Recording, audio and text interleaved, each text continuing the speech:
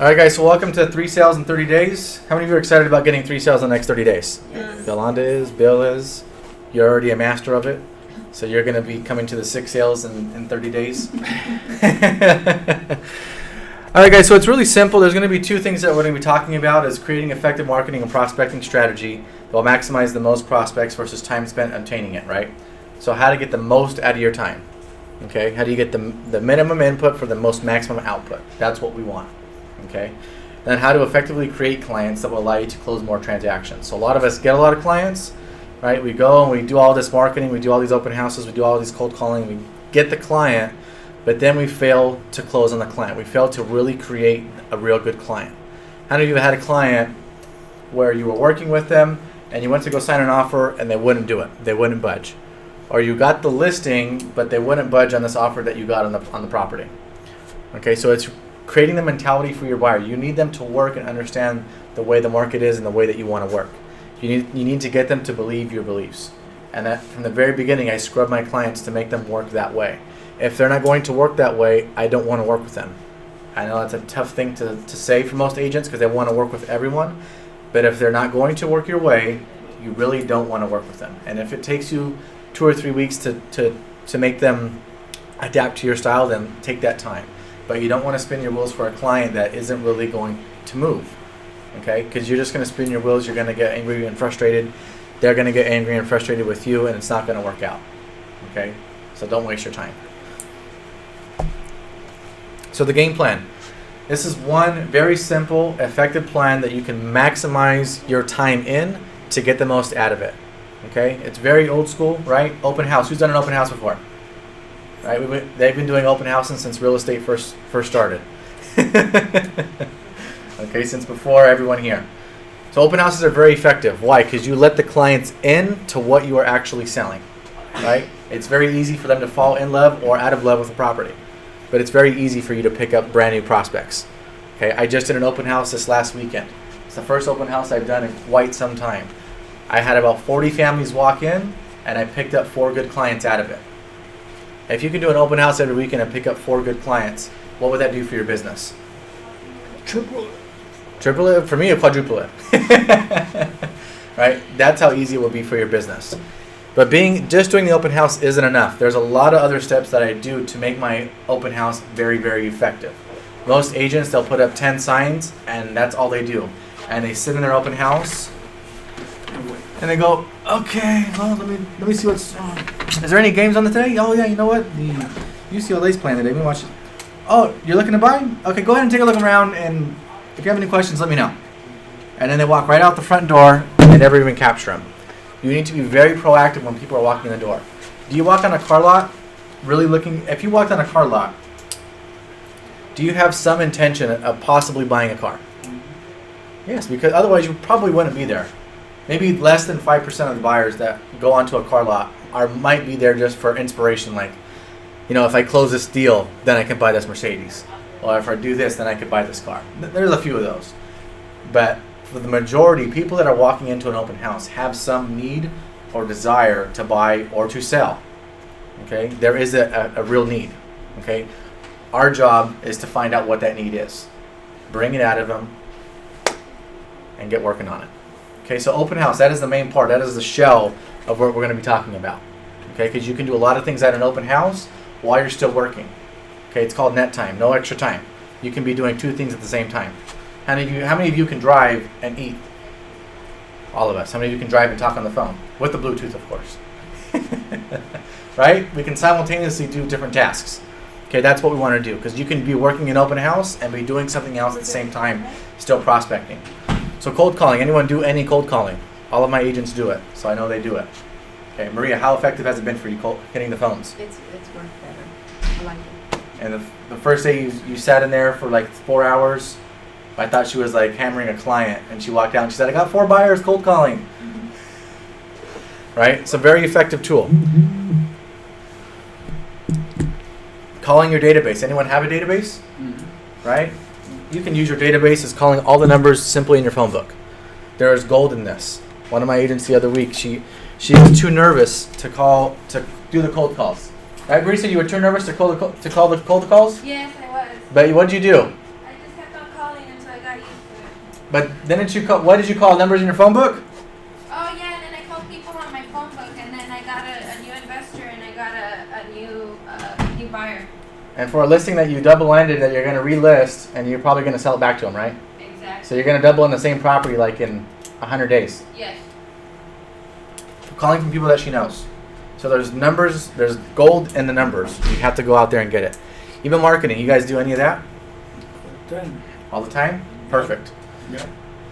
Email agents, you can email clients, whatever it is. But you need to get the word out there when you're doing this open house. What you want is a high amount of traffic. You want a high octane open house. You want this open house to be on steroids. You don't want to just be there like every other agent and waiting for people to walk in. You want to know that what you've done for the first part of the week, Monday through Friday, when Saturday and Sunday come, you know people are going to walk through that door, right? Because if you did all these things, do you really think that people are going to be walking through that door? If you're cold calling every day for 2 hours, letting everyone know in Norwalk that you have an open house this Saturday and Sunday, do you think you're going to get any people to walk through that door? Yes. Absolutely. Absolutely. You're going to get tons of people to walk through that door. If you call your database and let people know that you have a listing in the area, you're doing an open house this weekend, do you think you're going to get people to walk through the door? The answer is yes. You have to let people know what you are doing. Okay? Text message marketing. This is something very new, but is very effective. Okay, there's an app for the iPhone that allows you to send out mass text messages 100 at a time. I use it for the office. You guys all get my text messages. Whenever I do an event here, a training, anything, they all know about it. I text them in the morning.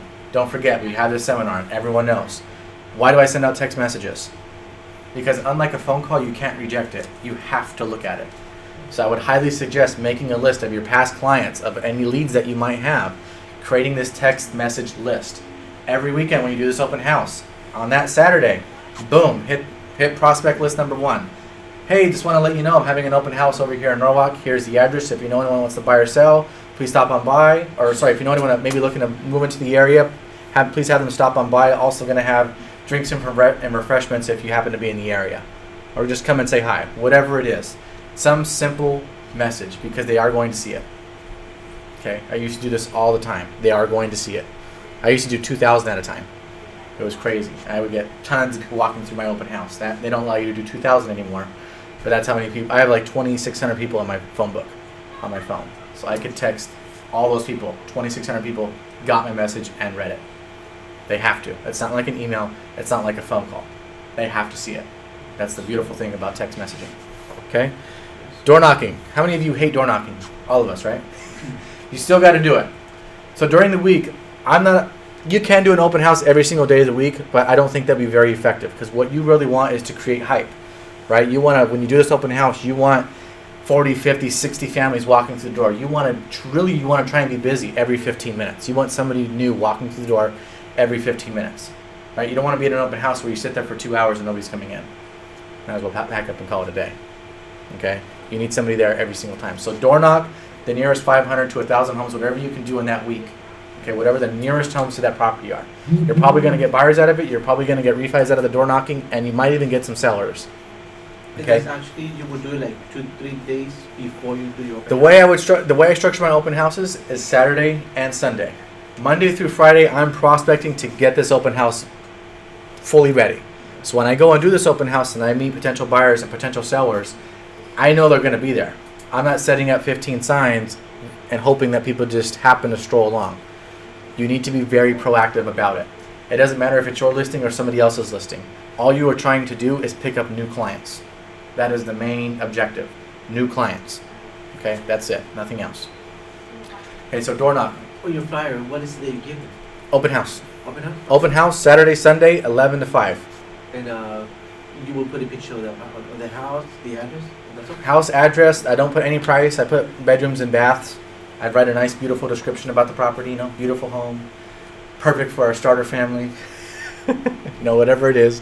I write something very nice. I put my phone number. If I'm the listing agent, I usually try to bold that because everyone wants to work with the listing agent, right? But that's what I do. I pass those out.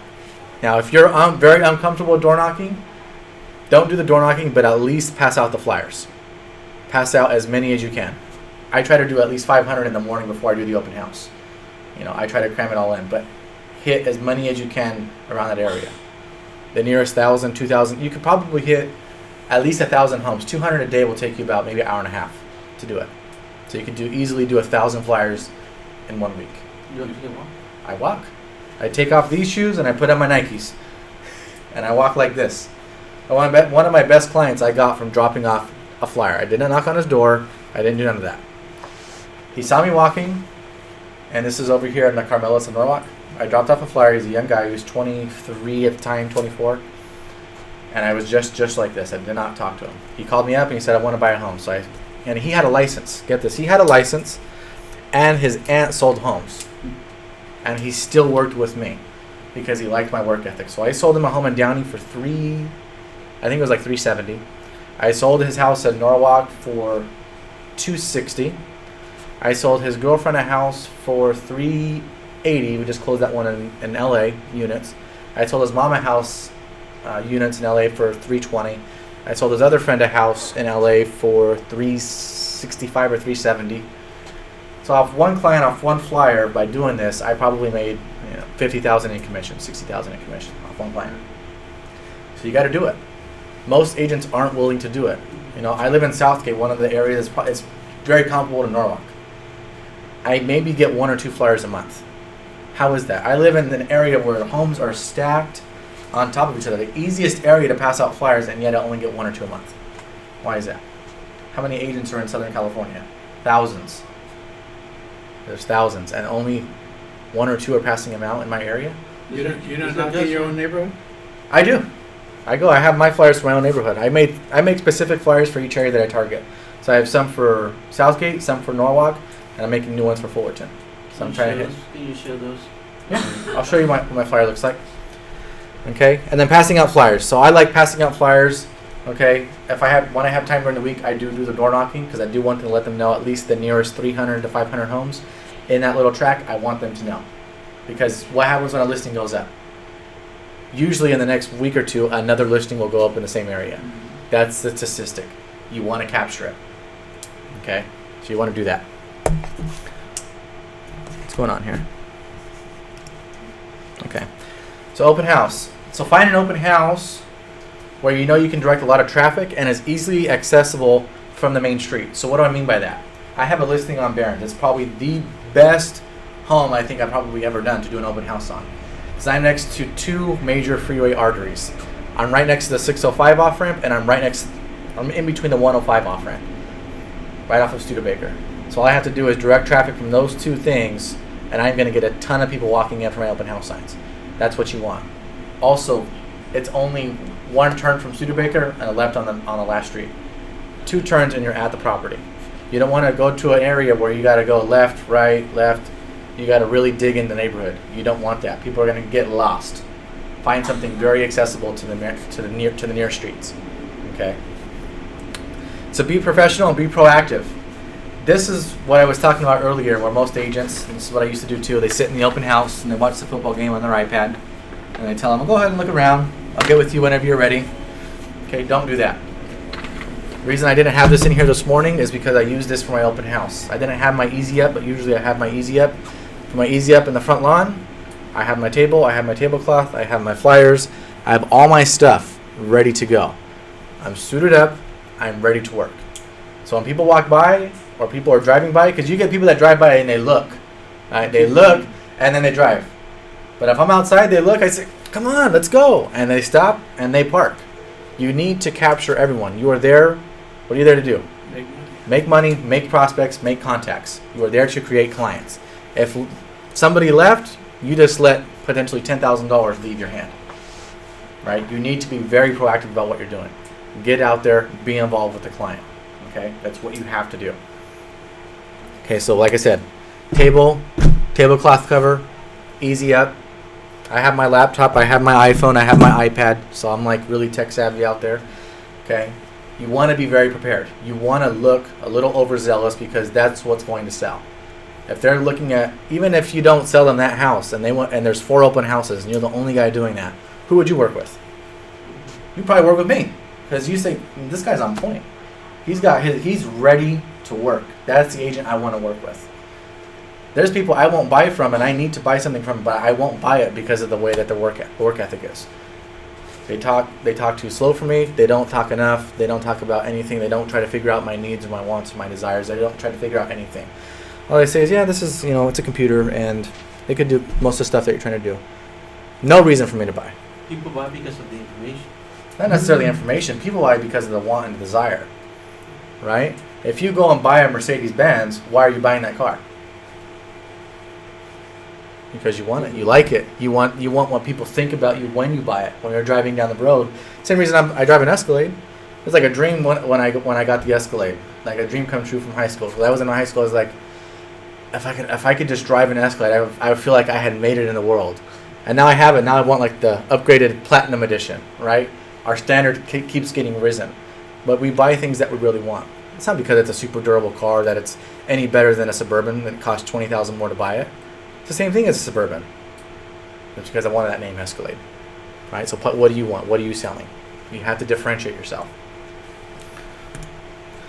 So cold calling. So cold calling during the week, letting them know, hey, this is Jonathon Villaescusa with Excellence Real Estate. I just want to let everyone know in the area that I'm actually going to be doing an open house this Saturday and Sunday from 11 to 5. Do you by chance know any family members that may be looking to move in the area? I would love to really help them out. No, you don't? Let me ask you, how long have you lived at your home for? You lived there 10 years? Let me ask you, usually around that time frame, you meet a lot of people that are in your situation where they lived there about 10 years and they usually start to look at buying some investments. Have you ever thought about looking to create some rental income, possibly make an extra $20,000 to $25,000 a year by just using some of your extra money that you have saved up in your home? We've been thinking about that. Ask questions, dig deeper. Even though you may not get them to say yes to the open house, you can pick up a new client. Again, we're not just trying to do the open house. We're trying to pick up the maximum amount of clients that we can get. Do not accept no for an answer. Ask questions. Questions will give you better answers. Where do you get those phone numbers? Well, I'll tell you after the class. I'll tell you though. I'll tell you where I get them at. Okay? It won't cost you anything. Okay? So you need to be very proactive. Ask as many questions as you can ask. Okay? Never. If somebody's going to be on the phone, the way I look at it, and they're going to talk to me and keep telling me no and no and no, it's because they want me to get them to a point where they want to say yes to something that I'm going to say. That's the way I look at it. That's the way my brain thinks. Because if they don't hang up, they're interested. That's the way my brain thinks. I just got to find what they're interested in. I got to dig deep enough to find it out. Okay? That's our job. Find what they're interested in. But you got to remind everybody that they have to ask open-ended questions, because if you ask a yes or no, and then you're both Right. like, okay, they've said no to you. You want to ask questions. You have to ask the questions that you can keep asking and asking more questions. You want them to open up to you. That's what you want. You want them to really start to have a conversation with you. You want dialogue. That's what you're Talk to looking them for. like a friend. And same thing when you're at the open house. Because you're going to have times when you're at the open house and you are sitting down and you probably won't be doing much of anything. Take your cold calling list, hit the numbers. Hey, just want to let you know I'm doing an open house down the street. Do you know anyone that may be looking to move into the area? Let them know. Here's the address. Thank you for your time. Real simple. You have to stay proactive. If you're working this as a real job and your boss caught you sitting down 15 minutes every hour, you think you'd have a job for long? Probably not. You'd probably be out the door. Okay? So no downtime. That's why I put it down there with exclamation point. This is what you're doing when you have downtime, to create no downtime. Calling the database. Call people that you already know. There are so many people in your phone book that know people who want to buy or sell. Most of the people in your phone book may not be ready to buy or sell, but they probably know many friends and family that are. You need to be that referral. Okay? Call them. Let them know. Text them, which is the next part. The email marketing is the next part. Send out as many invitations as possible to increase your attendance, even include other agents, which may help you bring up the hype about your property. I still send invitations to agents because I was really, not that it was disgusting, but it was kind of disgusting this last week. I did an open house, and about 90% of the agents sent their clients direct without them being there. I could understand a couple, the agent's busy and they just stop by or whatever, but to just say, hey, go to the property, if you like it, give me a call. We sell service. That's what I sell, is service. I don't sell homes. I don't sell anything else. I sell service. That's what I do. So to me, that was a really poor thing. And you know what? Many of those clients were unhappy with their agent. So it's an opportunity for me to pick up new clients. And it's sad to say, but you know what?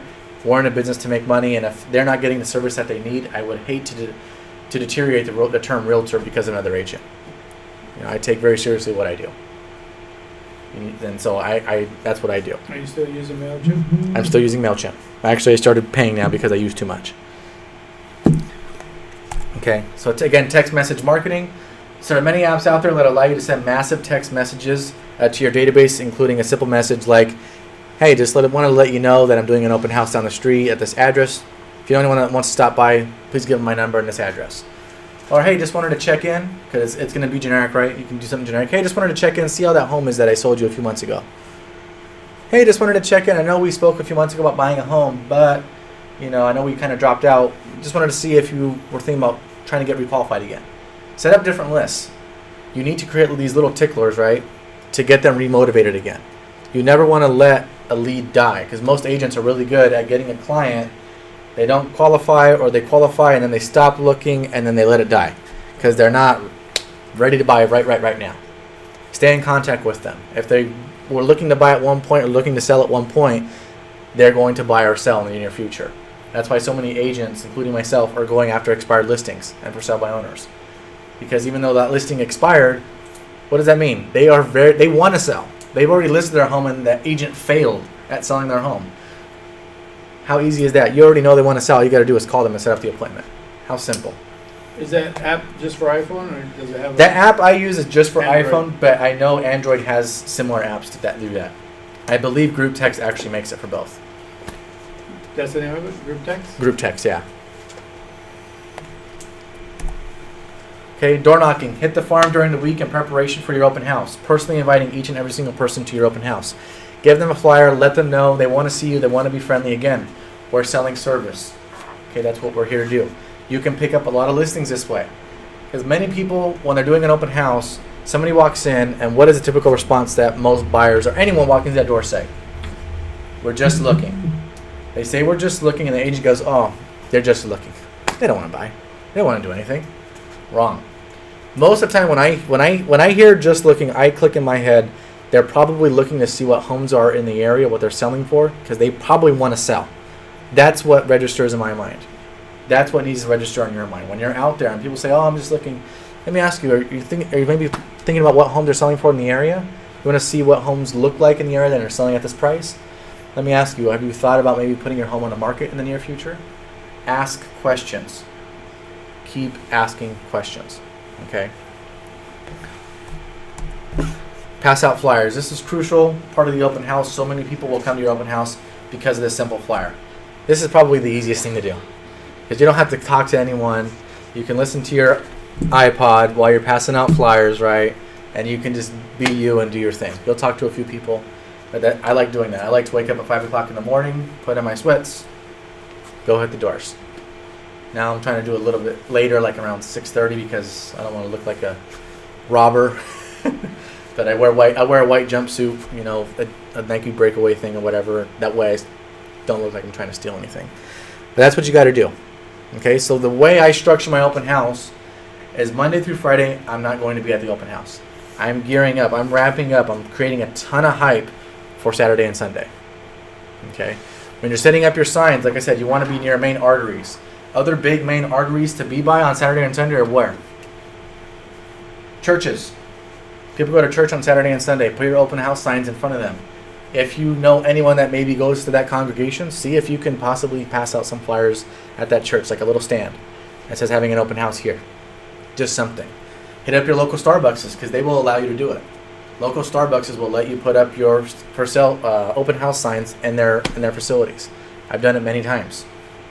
How many people go to Starbucks? Hundreds. Hundreds of people all day long go to buy a $5 coffee. I went there this morning, even though I shouldn't have bought it. Okay? You need to be very proactive about this. If you had 40 or 50 people, different families walk in your open house, do you think you'd be very successful? How many of you that done open houses, what's your average turnout for that open house? 25, 30. 25, 30. It's not too bad. The 40 would be better. Yeah. Possibly 50 or 60. Way better. I see those open houses that they do in Rancho Cucamonga in Ontario. They got a line of like 100 people waiting to get in that open house. That's the type of hype that you need to create. Also with the open houses, on Trulia and Zillow and Realtor.com and Redfin, what can you do? You can put open house dates on those properties. Get more creative with your marketing. Same thing with the MLS. You can create open house dates on the MLS. Let everyone know. Why wouldn't you want everyone to know? Because even if they have an agent, their agent may say, you know what, I'm busy that day. Go take a look at it. If you like it, give me a call. More than likely, if that agent's doing that, it's probably not the first time they're doing it to them. I don't feel bad picking them up as clients. That's just me. Some agents feel bad about taking other people's clients. I don't, because if they're there without their agent, you know, They're free. their agent's not probably doing their job. And if their agent is doing their job, their agent said, you know what, I can't make it. Here's my card. Give it to the agent when you walk in. And I've had a couple of those. That I understand. Okay, sometimes you can't make it, but just to blatantly say go direct, no excuse. We sell service. Our job is to be there. Okay, so gearing it up, passing out flyers during the week, cold calling during the week, calling our database, sending out email marketing. We're doing all those other things underneath the open house that I listed. Right? So we're cold calling the database, email marketing, text message marketing. We'll probably can do that on the day of the event. Okay, because you don't want to do that too much, otherwise it'll get annoying. Okay? Door knocking, we're doing that all the way up into the open house on Saturday, and passing out flyers. I even pass out flyers the day of I'm passing out. Early in the morning, I wake up and I go out for 2 hours. You need to let everyone know. Something else I just started that's very cheap, it will cost you a little bit of money, probably about $25-$30 to do it, is I put ads on Facebook. I created 4 different ads on Facebook about my open house. How many of you are on Facebook? Every single one of us, right? How many of you see these sponsored story ads or like this or come to this event? You don't even notice though that it is paid. It's a paid placement. If you're on your iPhone or your mobile device, it's about the second to third swipe down, you will see a paid story. I'm paying probably about $100 a month on all these different ads in Facebook, and it's working. It's creating attention. The last open house I did, just on views alone, I had about 50,000 people look at my ad, just in Norwalk. I'm targeting specifically Norwalk, and it only cost me about $25. Where could you pay $25 and get 50,000 people to see your ad? And they didn't see it once. I think my average was 4.6 times I seen it. So I seen my ad 4.5 times. Think that helped? Yep. Heck yeah, I did. And it was only $25. That's a drop in the bucket. When you have your open houses, are you using bounce houses when people come? I'm not. No? You use for the kids? No. Okay, I'm schooled from way back, right? Okay. I started in '85. They tell me when you have an open house, you have what they call bounce houses. Okay, people come and see the house, you're having an open house. They can't afford it, doesn't fit their criteria. I see what and you're that. saying. To take them to You another have one. inventory in a folder, and you open it up and you say, well, if this doesn't suit your needs, I have this one. It's down the street. You know, it's 3-bedroom, 2-bath. Would you like to see it? Make an appointment, and then show it to them after. I do something similar to that, but I don't show them on the property right then and there. No, not right there and there, but you make an appointment. Right. But Well, you tell them I have this. right. You know, I do you tell can them drive that. by it, and then I'll make an appointment. I when you do. go see it. I do. What I actually use is an app called Open House Inc., I think is what it's called, or Open House. It's $15. I only think it's on the iPad. I don't know if it's on other devices, but it's, I don't have it with me, but it's a beautiful app. What it does is you can put in this listing that you're going to do an open house on. You can put a picture of it, and most of us, we have clipboards with guest registries. But the thing that makes this look really nice is it makes you look tech savvy now, and it allows you to ask key questions in it. Okay, and it just makes you look much better overall. The nice thing about it is you can say, okay, I want your email, I want your phone number. Do you work with an agent? Are you not working with an agent? Do you have to sell a home to buy a home? Do you need a refi? What do you need to do? You can ask all these key questions. Okay. The beautiful thing about it is it does the follow up for you. So as soon as the open house day ends, it sends them an email saying, hey, this is Jonathon Villaescusa with Excellence Real Estate. Just wanted to thank you for stopping by the open house today. If you have any questions, please feel free to give me a call at this number, blah, blah, blah. How many of you at the end of the day make sure to call your prospects? Usually we don't. Usually we don't even call them the next day. We usually wait till Monday or Tuesday to give them a call. This is doing it automatically for you. That was the beautiful thing about it. That's on the iPad? That's on the iPad. It's Open called House? Open House. It's $14.99. It's the most expensive one. I know it's the So I need an iPhone then. iPad. iPad. iPad. It works. I don't think it's on the iPhone. It's only on the iPad. iPad or iPad Mini, either one. And there was other apps, but I know every agent out there that uses it is using this app. And it's because it looks beautiful. I'll after the class I'll get my iPad and I'll show you guys. And what do? You put their information in? Yes. Actually, I let them have it. I say, you know what? When they're walking in, before I let them walk in, I make them register.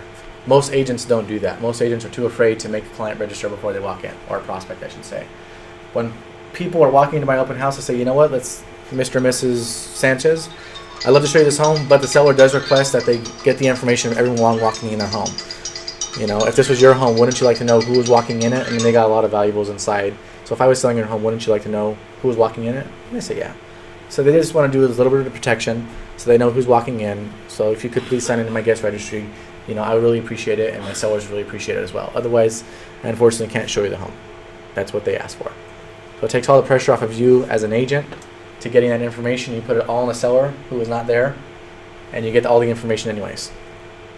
It's beautiful. It's an ingenious plan. Okay, very simple. If you don't have the iPad, I know I have them somewhere. I just got a bunch of them. I have guest registries. You get clipboards. Boom. Here you go. Seller, same exact thing. You know, seller requests that everyone walking in the open house sign in their guest registry because they want to know who's coming in their home with all these expensive things that they have in there, or they just refinished it, so they want to really know who's walking in their home. So if you could please sign in, and then you can go in and take a look. Okay, that's how you got to do it. When you're doing an open house too, if you could get a lender to be there with you.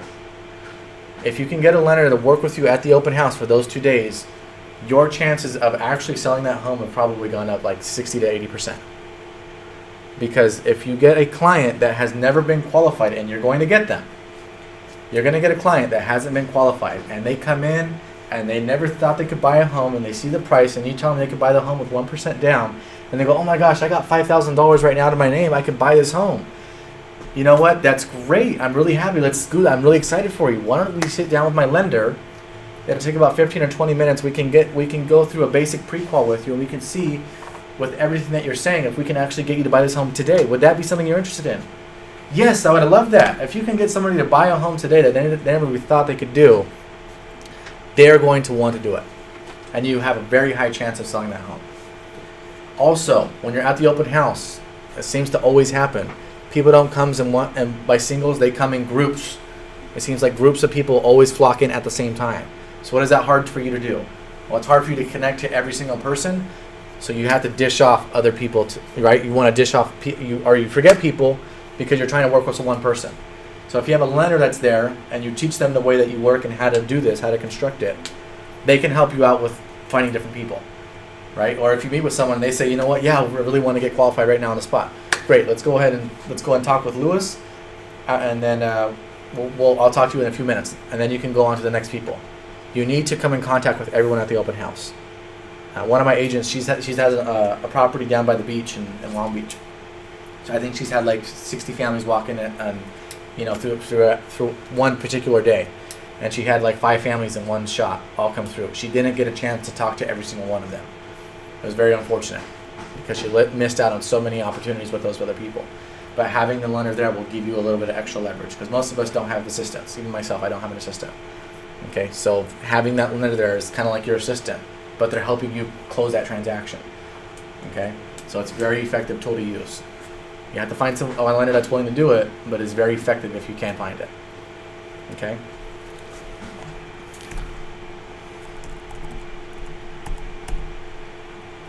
Okay, so again, that's getting the info. If you have the open house app, it's $14.99, or use clipboards with guest registry. So I have, I think, 3 clipboards that I use with the guest registry on each one.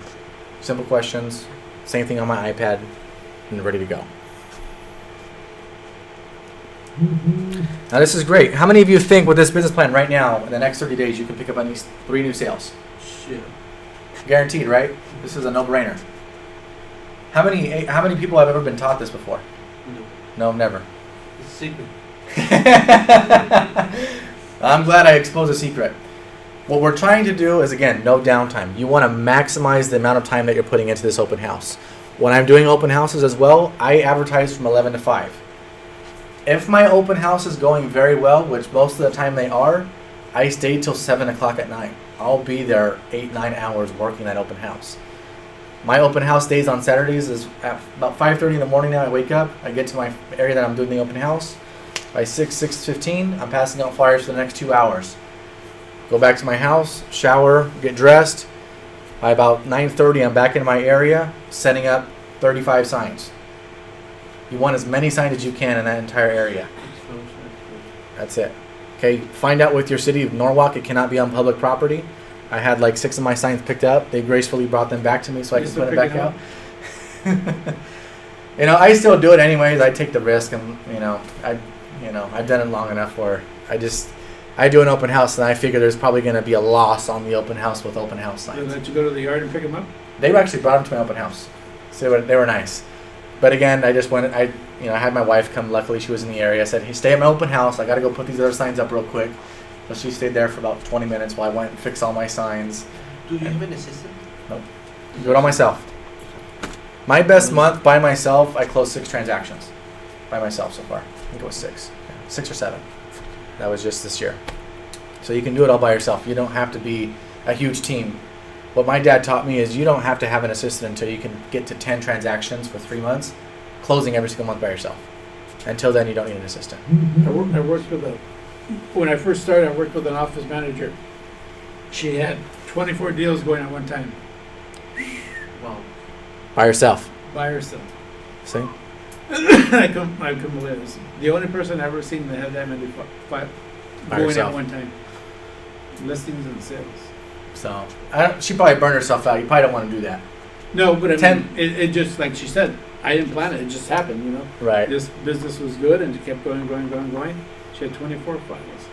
So, do you have a big portfolio of business already, or No. no? I usually buy and sell properties. Okay, you're a wholesaler But, or flipper. The house, something done, just a little bit. Okay. And I do have a lot of time on hand that I'm not doing. I'm not planning my time and wasting a lot of time doing nothing. Mm-hmm. And I want to get back in the game and used to. Well, my dad's doing a lot of investing. We go back and forth, and I tell him, if I could sell 10 homes a month, I'm making $100,000 a month. Even you as a great investor, you're only buying 1 or 2 homes a month, maybe 3, and you're maybe making about $80,000 to $120,000 at the end of the month. But I said, but for me, if I keep selling, this is the way I look at it. If I sell, I create a business. Am I going to get investments? Heck yeah, I'm going to come across a ton of investments because I'm getting listings and I'm in the mix.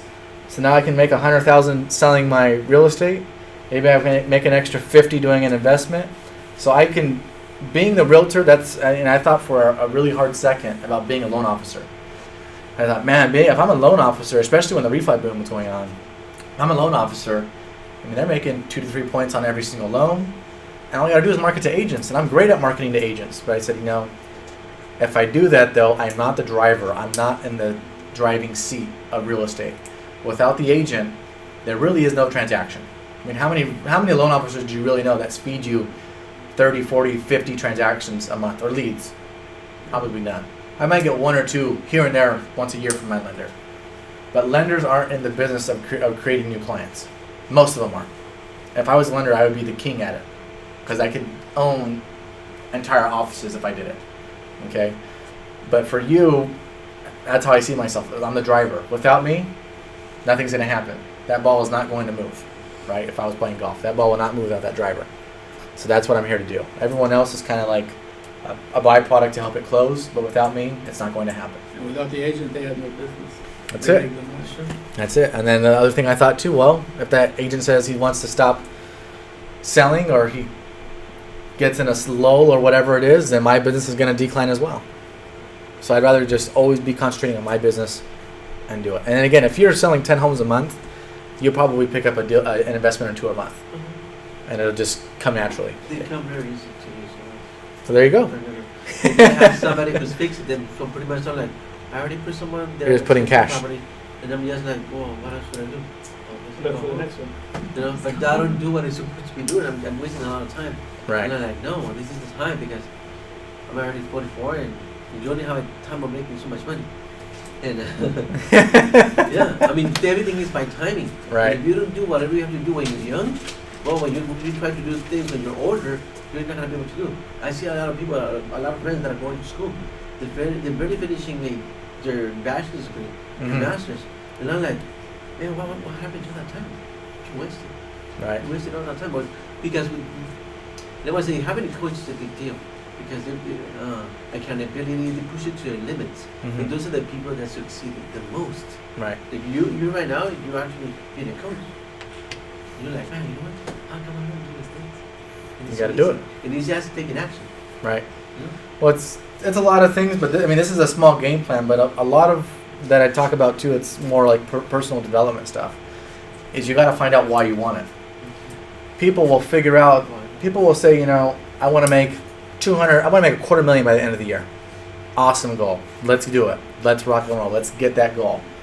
And they'll come up with 1,000 to-dos that they have to do to reach that goal. But they have no purpose or why or drive of why they're going to actually achieve it. How committed are you going to be to making $250,000 at the end of the year if you don't know why you're doing it? Because you're going to see, I got to do 52 open houses, I got to do 108 open houses.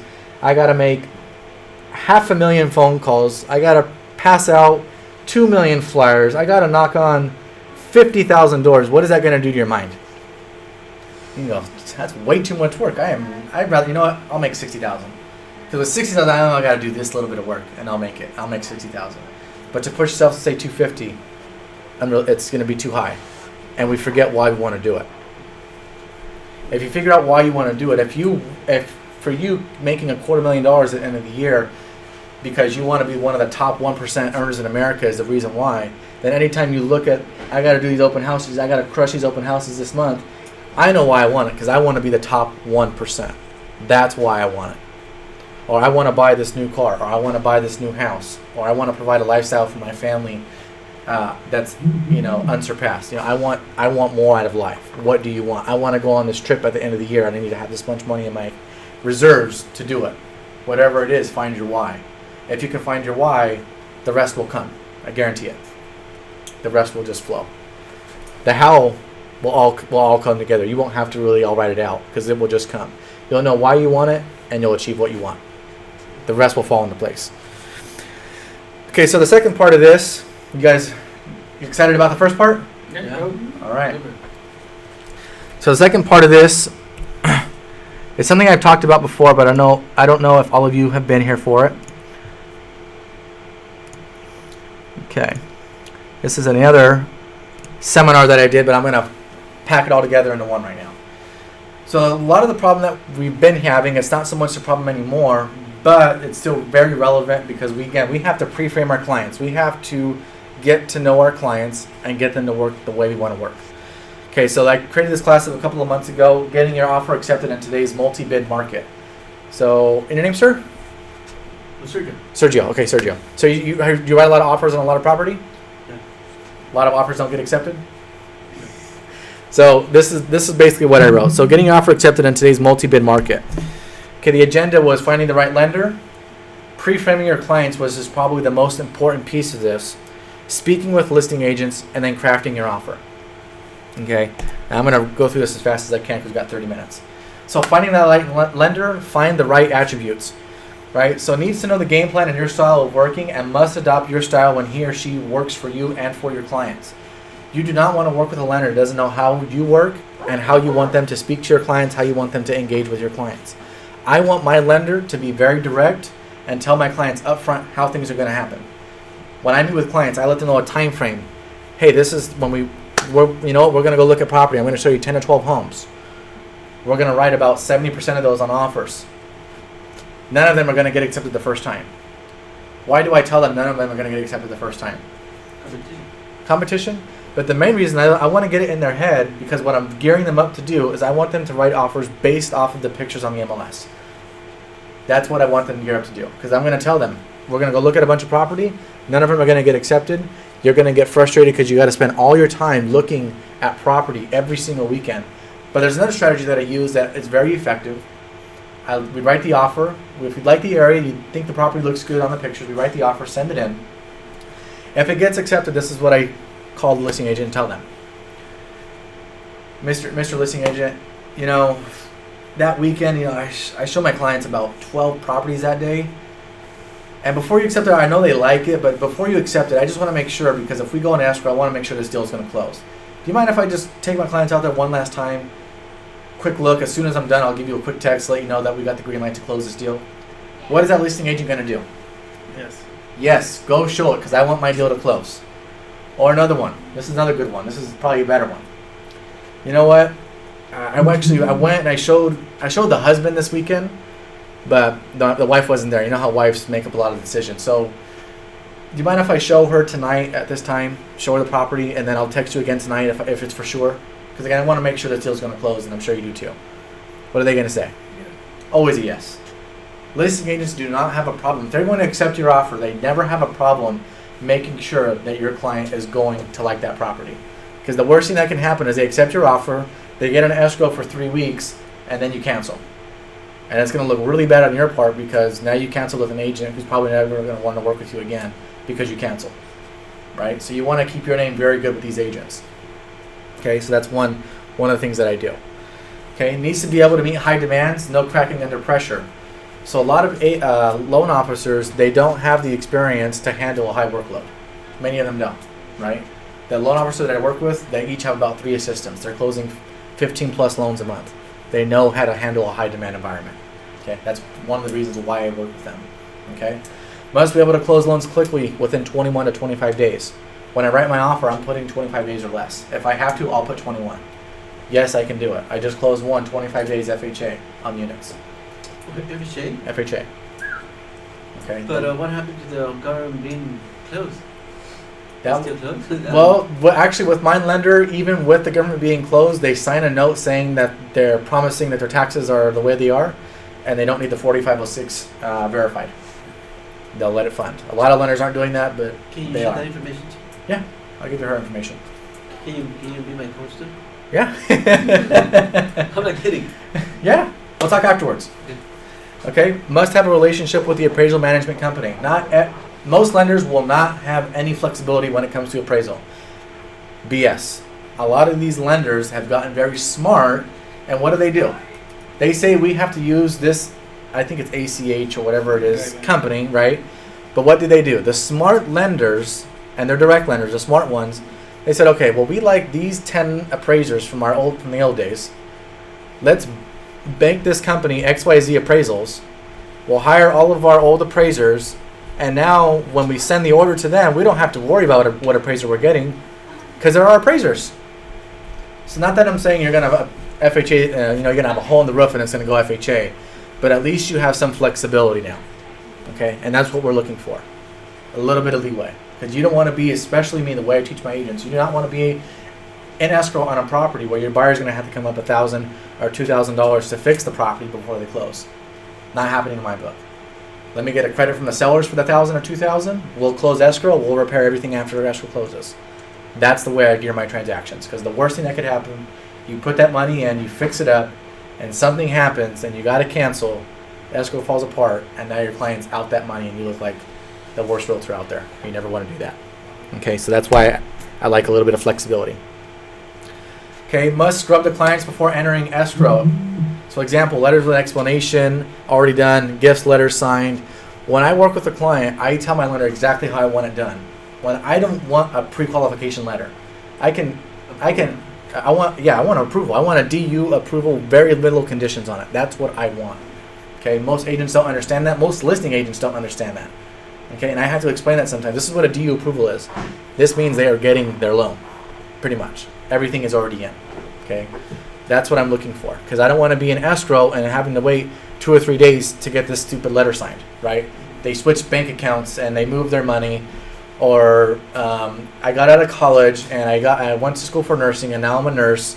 You know, with FHA they can buy, like, that's their income, right? As soon as they get out of college. So I'm all that stuff done. And finding the right lender to do that is very crucial, because most lenders, they can do what I can do. How much money do you make? $60,000 a year. What are your bills? About $500 a month. What's your credit? 730. Boom! You pre-approved for $300,000. Let's get it going. That's how many loan officers work. I know how to do that. I don't want that. I want a real approval, and you do too. If you're going to be sending a lot of offers out for your clients, this is what you want. Okay. Must provide you a pre-qualification letter, even though it's just a piece of paper. I still need it because most listing agents still want that. I also ask for the DU approval because that's really the golden nugget in my offer. Okay, and then a front page of the credit report. You never want to show the full report because why? Even though my client may look good, if they have a bunch of revolving accounts of 10 credit cards, one little shopping spree could tip them over the edge, and now they're not going to qualify, or whatever it might be. So I leave that out. I don't want the listing agent to see that.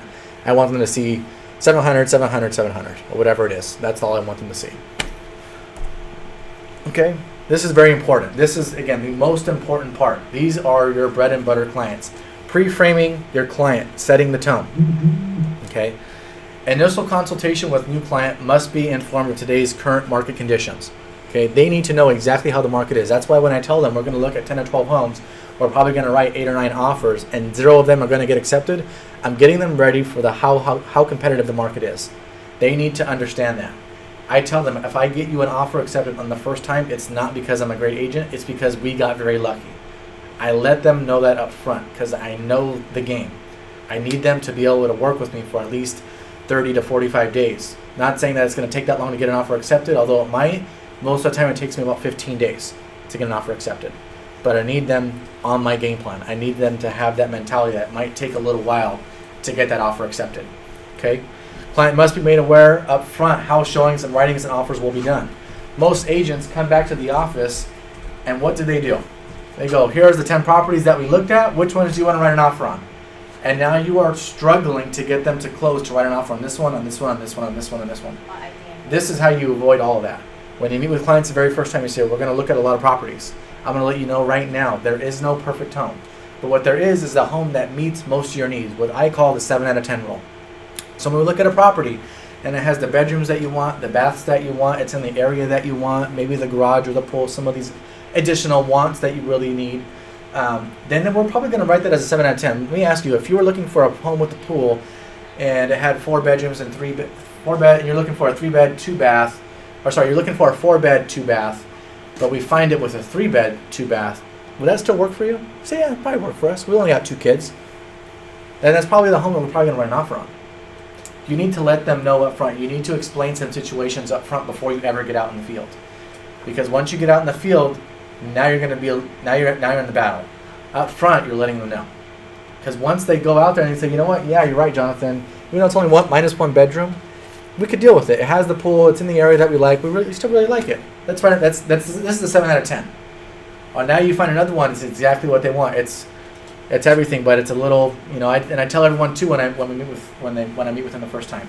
Look past the cosmetic. Paint and carpet is always going to get changed on the home, whether when you first move in or whether it's a year later. It's always going to get changed. Always, always, always. So look past that. So if they look at a home and it's kind of everything that they want and it has those features, I say, you know what, you guys, I know you guys are probably thinking this is a 7 out of 10, but this is probably an 8 or a 9. Because realistically, with a little bit of paint, your husband working out here for a couple of weekends painting, and then you get Empire to come in and do the carpet, $2,000. Hey, this is, could you imagine if you painted this? What color do you like? You like your kitchen red, right? So you painted these walls red, and you got this nice beige carpet, and you got the nice vaulted ceilings. It's, is that what you want? Get it in their head. Start building it in their head. Paint the picture, because most buyers are not going to paint the picture. What do most buyers look at when you go to look and buy anything? Especially like if you're going to buy a used car, what do you look for? You look for defects. You don't look for anything good in the car. Like I just bought my Escalade, I bought it used. The only thing I was doing, and they probably thought I was crazy because I'm looking at the body like this, right? Getting down on my knees. I'm looking at all the paint, trying to see if there's any waves in it where they might have gotten an accident and, scuffed it up. I'm looking for all the defects, just like every buyer is going to do. They're looking for the defects. You don't need to point those out. Point out all the things that it has that are going to be good for them. Okay? You got to get their mindset right. Client must be directed on which properties to write offers on. Again, 7 out of 10 rule. Takes out most of the negotiating with clients to get them the right offers. Because if you go back to the office and you say, you know what? This was a 7 out of 10, this is an 8, this is a 9, this is a 10. Boom. Here we go. We're writing offers. We're not doing anything else. Thank you, Mr. and Mrs. Buyer. What I'm actually going to do now is I'm going to set up these offers on DocuSign. You'll get them in the next hour. You can go home now. You can spend some time with your family. I use DocuSign. It saves them a lot of time. It keeps my clients happy. because I don't have to print out an offer, get them to sign it, write a new offer, print it out, get them to sign it. I save hours of time doing that, and I keep my clients happier. Okay, so if you don't have DocuSign, invest in it. It's $100 for the year. Now EMD, always $5,000. I don't care if the property is $100,000 or if it's $500,000. I want at least a minimum of $5,000 EMD deposit in escrow. It makes your offer look very strong. Okay, most buyers, it amazes me how much money they're willing to put down. $1,000, $2,000, $3,000. Put it all in. Put it all in. If your buyer is really that strong, they will do it. But keep it under $7,500. Anything over $7,500, and then you're past the small claims limit. So you want to keep it around $5,000, maybe $6,000 if you want to get a little bit more up there. Okay, good with clients. Good with pre-framing them. See how crucial that is. The other part of this is speaking to listing agents. You have to negotiate and pre-frame the listing agent as well. Okay, most agents do not do this. What does most agents do? Send the offer. They send the offer. This is the call I get. 90% of the time, this is the call I get. Hi, is this Jonathan? Yeah, this is Jonathan. How's it going? I'm going good. Listen, I just wanted to see your listing on Barron's. Do you have any offers yet? No. Okay, what does it take to get accepted? This. Okay, bye. That's the only phone call I get. Is that going to work? Probably not. So I'm just going to give them that simple information, and that's all they're going to do. Okay? You need to really speak with a listing agent. So when I phone call with a listing agent, okay, must always establish phone call or face-to-face communication. So face-to-face, sometimes you can go to an open house and present your offer, or you can go to their office if they're local, present your offer. Always a great thing. But you always want to get to talk to them on the phone. Okay? So the thing that I always ask is, I don't ask how many offers and what does it take to get accepted. I ask, what is your seller looking for as far as terms and price and things like that? Now what am I doing? I'm creating dialogue. Because they're going to say, you know what, the seller's really looking for a quick close. Okay, quick close. You know what, my lender can close in 21 days. Will that work for your client? That'll work. Okay, perfect. Okay, and you know they want to have contingencies removed in probably about 10 days. They want to have a serious buyer. No problem, I'll do that. What about appraisal contingency? Would you like it if I took the appraisal contingency off the offer? Now that would be wonderful. I think my clients would really like that. Great. My clients are going to need a little bit of closing costs. Can we go ahead and stack that on top? Would that work? If we put another $15,000 on the purchase price? Yeah, that'll work. If you can give us the other things, that'll work. Negotiate with the listing agent. They are the keeper of your offer. They are not double-ending everything anymore. It is not happening. Get them to speak with you. If you can I'm creating a lot of great friends right now with other offices because I speak with them, because I work really hard with them on their offer. Okay, what's that going to do with me in the future? I send them an offer. Hey, this is Jonathan. He was the man last time. I know that, Mr. and Mr. Seller, I know this offer is $5,000 less than the one you got, but this deal is going to close. I worked with him in the past. This deal is going to close. That's the type of reputation you want to build as an agent. Okay, so don't be afraid to ask the listing agent questions. Some of them might be jerks and say, you know what, I'm not giving you any info. Then they're probably not going to they're probably not even going to show your offer anyways. No big deal. Move on to the next one. But every offer that you write, you must make at least 3 attempts to speak with that listing agent on the phone or in person. You have to. It's a must. Sell yourself to them. Let them know how you work and how you will ensure a smooth and quick closing. They need to know that you can close their transaction. So what I'm actually going to show, let me get out of this for a quick second. This is something that I write in my emails when I send over the offer, or in my fax when I send over this offer.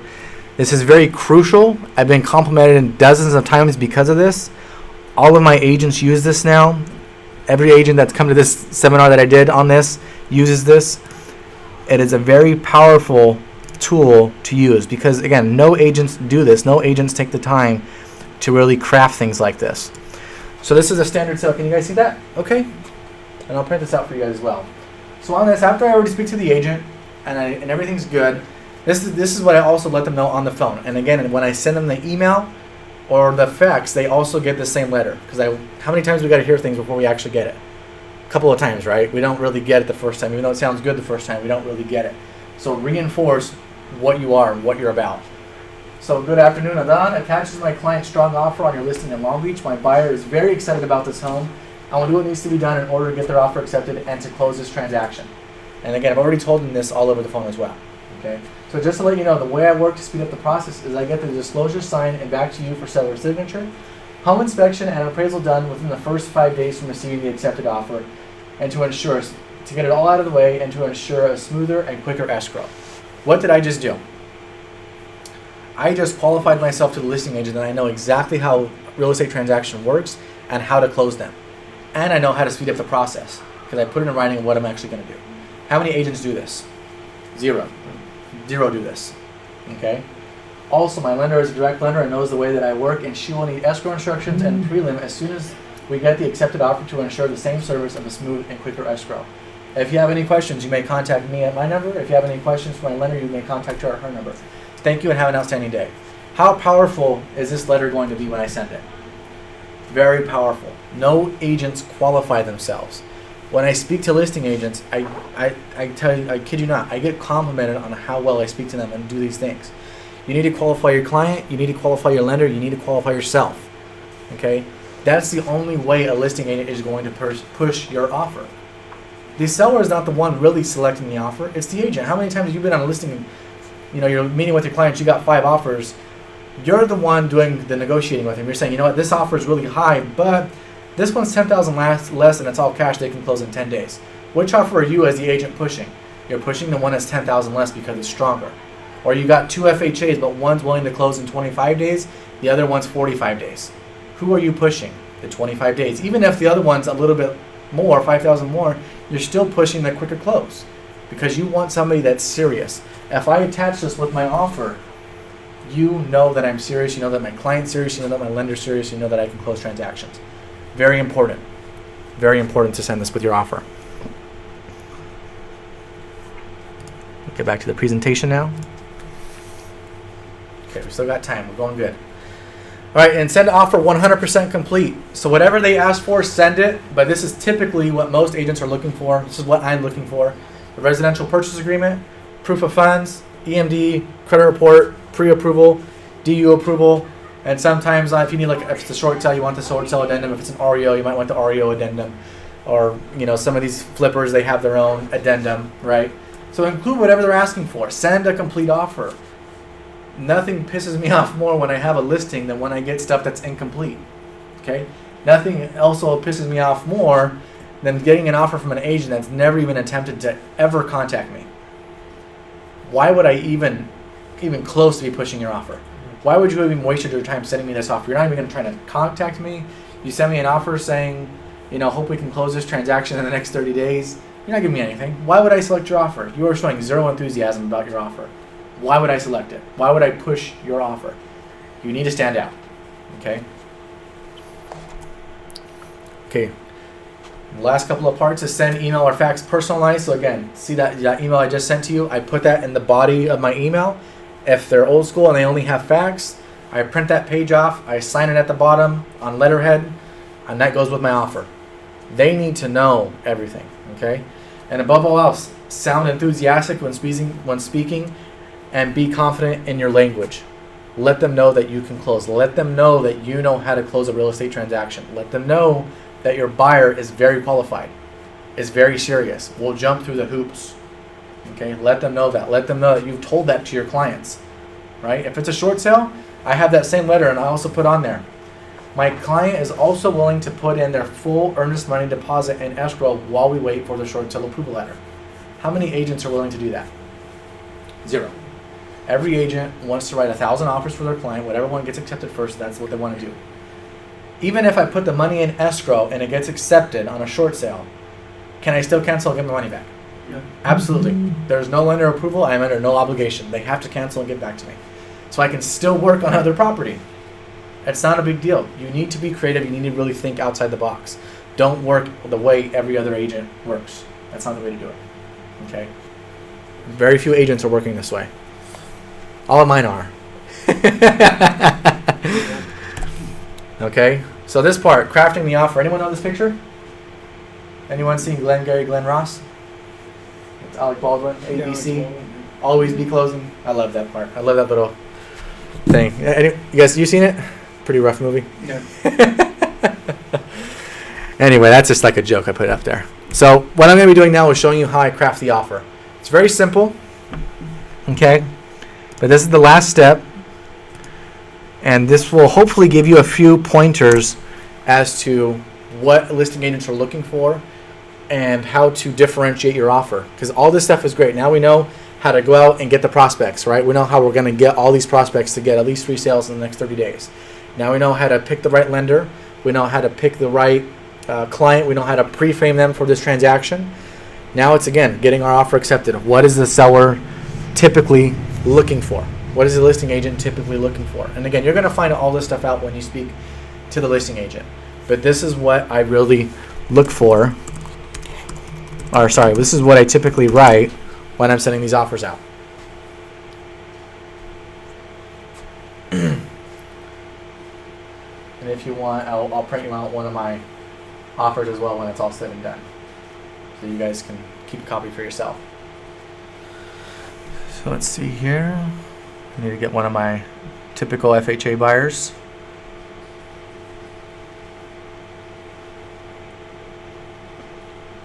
There's one right here. Okay, residential purchase agreement. Can you guys see this, or is it too small? That better? A little bit more? Yep. That's good? I'll do it one more time. Let's see here. Okay. So up on top, everything looks pretty standard, right? That's my client's name, Cynthia Hernandez. That's the property in Southgate. That's the APN. That's all that stuff. Very important to put the APN on there. A lot of agents don't put that on there. Make sure to put the APN because it's going to help out escrow when they get this offer. Because that's what escrow is going to be looking for when they drop your escrow instructions and do all that stuff. That's what they want. So make sure to put that on there. Now when it comes to price, I get asked this all the time. Every single agent thinks that having the highest price offer is the offer that gets accepted. Bull. The strongest offer is not always the highest offer. The strongest offer is what the seller is looking for.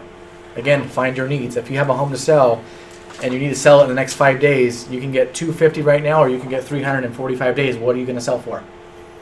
You're going to sell for $250 right now because you got a need to move right now. You do investments, right? Flips. So let's say you bought a home for $100,000, and an investor said, you know, I want to buy it from you for $150, but you can sell it for $200 in 90 days. What would you rather do? $50,000 for doing nothing, or put in the money and maybe make about $75,000? $50,000. Right? Done deal. Let's go. $50,000 for doing nothing. That's how many buyers work, right? Especially when it comes to investors. That's how they work. So that's sometimes how you have to think. And another thing, I'm gonna say what is real and what is not real. Right. Yeah, cash right now is real. So yeah. So look at things like that. Okay. So when it comes to, again, writing the purchase price, look at comparables. So I do a separate class. I actually think I have a video on YouTube right now that shows you how I pull comparables. I do it the way an appraiser will do it. You know, I do the radius 1 mile within 200 square feet footage. So if it's 1,500 square feet, I'm only looking at property between 1,300 to 1,700 square feet, right? If it's 3 bedroom or more, I put 3 plus because the appraiser's not going to care how many bedrooms are there anymore because it's over that threshold basically. So you want to really pull good comparables, okay? And if you want help with that, you can speak to me after the class, but that's how I do it. So I know exactly what it's going to sell for. When I meet with clients and I tell them that we're going to be writing offers, whatever it's going to sell for. If I tell you that everything is being sold at $350,000 and it's listed at $330,000, guess what we're writing the offer at? $350,000 or even possibly a couple thousand higher. But if everything's selling for $330,000 and it's listed at $350,000, guess what we're writing the offer at? Probably around like $330,000, something like that. Try and go over a little bit over asking, but if it's not going to appraise, it's not going to appraise, right? And that's what we need. We need to appraise. There's probably no amount of upgrades that's really going to compensate for a $20,000, $30,000 upgrade in price. If it is, it's probably too overbuilt of a home or something like that. So it's going to be tough. It could be done, but again, it's going to be probably a little unrealistic and tough to get it done. Okay, so always make sure, check your comps, push it a little bit, whatever the highest that you can sell it. Again, but be tough with that. Okay, so make sure you check your comparables. So close of escrow on all of my offers, it is standard 25 days. The only time I will put 21 days is if I know the listing agent is really looking for a quick close. 21 days, I'll put it on there. I even tell this to the listing agent. If you don't believe my lender will close in 21 days, give me a $150 day per diem. Give it to me. Wow. Now what does that say? Oh yeah. You're confident. Very confident. Okay, so whatever you have to do, and then I'll tell my lender, I got this offer accepted. You got to close it in 21 days, or you're going to be paying $150 a day per diem. Get it closed. That's what they have to do, and they get it done because they don't want to pay it, right? And they're going to be happy because you got an offer accepted anyways. They don't care they have to close it in 21 days. They will move a mountain to make sure that deal closes in 21 days. Okay, be confident. Have a great team working with you. Okay, again, some of this stuff is going to be pretty repetitive, so you're going to be putting in the company names in there. Initial deposit's always $5,000. I never have an increased deposit unless there's some weird circumstance where the seller's looking for that, but typically never going to have an increased deposit. Okay, typically. First loan amount, boom, FHA, check the box. First loan amount, everyone knows how to figure out the first loan amount. 3.5% minus the sales price, right? Now on this, verification of down payment and closing costs. Make sure you check the box. It's attached. Okay, loan applications. I submit it with my offer. I have the pre-approval and I have the DU approval already with the credit report. Done. Sending it with it, letting them know. Loan contingencies. I only take 2 days off, but at least the 2 days is going to make a slight difference in the way they look at my offer. Versus 17, 15 looks closer to 2 weeks versus 17 looks like 3 weeks, right? Psychology, right? Changing the mindset a little bit. So also right here, appraisal contingency and removal. On every offer I write, I do not have it contingent upon appraisal. Every single offer I write. Because every single offer I write, I check comparables. I know very clearly, I know what it's going to sell for. And as soon as I send that offer out, or even before I send it, I'll send it to my my lender and say, I got this property, this is what I'm writing the offer at. Double check with your appraisal company, make sure this is going to appraise, because there's no appraisal contingency on this. And then they email me back a couple hours, you're fine. I already sent the offer out, but I know I'm that good now with pulling comparables. Okay, until you get that confident, you might want to check with your lender first. Okay, but that's what you have to do. Because what do listing agents like about this? Now purchase price really doesn't matter about the appraisal. Whatever it is, you're going to pay. Now, everyone's going to say, well, what if the appraisal comes in low? If the appraisal comes in like I said I was going to do it in the first 5 days, what other contingency do I have? I still have my loan contingency. So I'm still contingent. If I can't get my appraisal to come up, technically I can't get my loan. So I can cancel. You can still get all your buyer's money back. Okay? So I know you're an investor now. You're like, now I know the trick. All right, but realistically, if you get an offer from me like that, I've done my homework. I know what it's going to come in at. But that's another way that another strategy that you can use to really get your offer accepted. Okay, because it's still contingent, and the listing agent probably knows that. But at least you're putting it more in writing. You probably, and I explain it to my clients what this means, so it shows more confidence in them when I also send this offer out as well.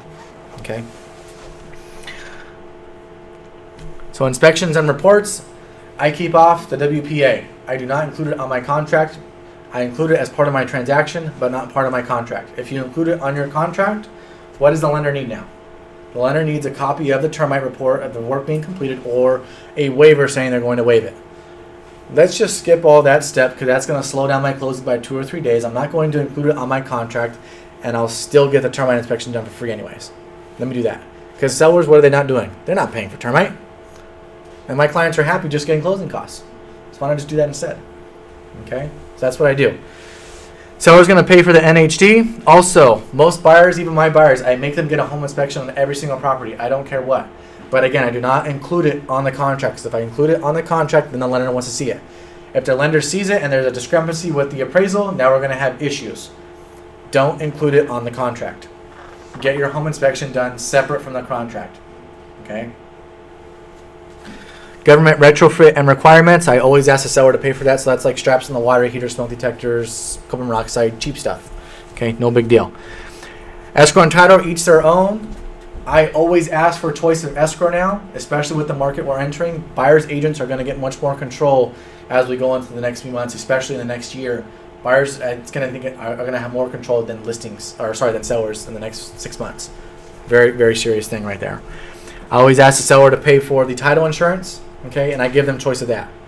The only reason why I really ask for escrow is because, one, it's my own escrow company. Number two, I know my escrow company can close it really quickly. I know I'm going to get escrow instructions same day. I know things are going to get done quickly because I've worked with a lot of escrow companies and they drag their feet. I've had escrow companies not issue escrow instructions until like the 8th or 9th day into escrow. What am I supposed to do without anything? I can't get anything done. My lender cannot order the appraisal without any of this stuff, right? So you're slowing me down and you want me to close in 21 days. That's why I ask for control, and I push really hard to get it, okay? Because, again, everything's on a time constraint, especially flippers. Okay, other costs, it's probably customary for ask the seller to pay for county and city transfer tax. That's about $700. I always ask for that. And then I also ask for the seller to pay for any HOA or document preparation fees, if there are any. Okay, I never ask the buyer to pay for that. I always ask the seller to pay for all that stuff, even including the private transfer fee if there is one. I don't know of any areas that have a private transfer fee, but just in case there is, I want to be covered with that. So if there is any amount, boom, it's covered. I never ask the seller to pay for the home warranty. Okay, either get my clients to pay for it, or I'm a nice guy and I give it to them as a gift. Okay, either way. I always do ask for, though, that the seller pay up to 3% in closing costs for my buyer. Most flippers will pay it. They really don't care because most buyers are FHA. They barely have enough money to get in, right? Most sellers, if they have good listing agents, they'll explain the same exact thing. Hey, you know what? We listed it for $350, but they're giving us $362, which is probably going to cover all their closing costs. So let's give them the 3%. Done. And that's what I do. That's how I get my $10,000 or whatever I need in closing costs. And you're probably not going to use that much, right? Loan origination is maybe $3,500. Processing and underwriting is about another $2,000. Escrow is about another $1,200. Title is about another $1,500, plus some other BS fees, title or messenger and stuff like that. So it'll probably be about $8,000 or $9,000. So you're giving the seller a little bit more, right? But you're getting the $8,000 or $9,000 for your client that they need to cover the closing costs. So everyone's happy. Okay. The rest of this, it's all standard. It's all the same stuff that you are going to do, right? There's nothing else that's going to be different. Oh, right here. Let me do this part real quick. Where is it at? Okay, right here. Sometimes I'll put offer subject to interior inspection. That's only if the agent asks me to do that because they have no showings or anything like that. So that's when I'll do that. But also, I don't check off any of these other boxes except the one that's already checked off, which is the buyer's inspection advisory. If you check off any of these boxes, guess what the lender wants to see? All of these different documents. Don't do it because it's going to drag your transaction later on. You're still going to get it all done. Just don't include it into your contract. I like to show the lender only what they need to see. I don't want them to see everything. Control your transaction. Okay?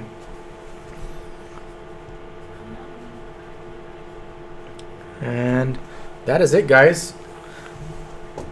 So what do you guys think? Great. Put this back on play. Any questions? Was that foolproof? Super. Start to finish? How many of you you think you can get 3 sales in the next 30 days? What about you, Bill? Yeah. Are you going to do it? We just have to take action and go to work. Who's going to make it a must? Christmas is right around the corner. If you could do 3 sales in the next 30 days, you would have 6 closings by December, which means average sales price about $8,000 times 6. What is that, like? About 1,800. 1,800?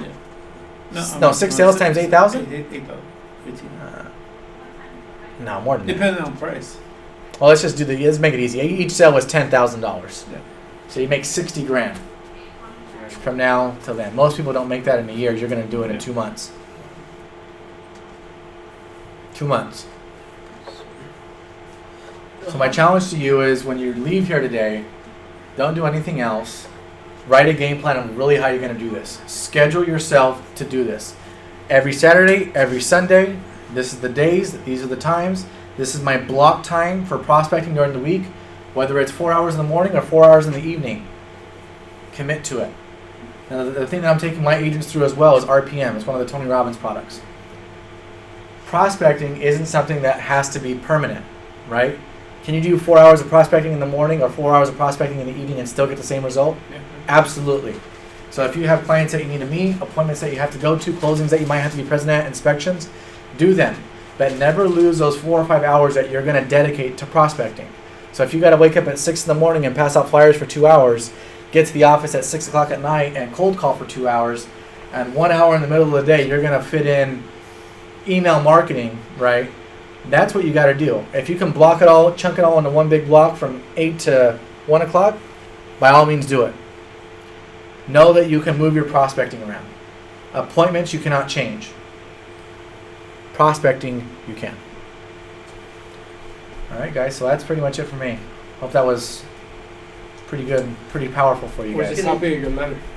Okay, I'll print it out right now. Can I send you an email? And Yeah. You share what the information? Yeah. This is all recorded, so. Okay. So I'm going to send you an email. Look on YouTube. Thank you, Jonathan.